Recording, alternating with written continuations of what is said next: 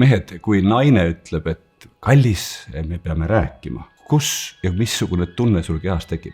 Tegelikult sama küsimus naistele, et vahel ütlevad ka mehed seda, et kallis, me peame rääkima. See alati viitab probleemile, eks ole. Ja see on sissejuhatus järgmisele küsimusele. Kallis kuulaja, kallis vaataja, kui ma ütlen sulle praegu, et me peame rääkima eesmärkidest, mis tunne see sinus tekitab? Et ma tahaks öelda, et ei ole üldse mitte harv, et sul tekib tahtmine mind saapaga visata. Eks ole, sellepärast, et kaua võib rääkida eesmärkidest ja peale selle see ei ole meeldiv teema. Küsimus on kohe miks.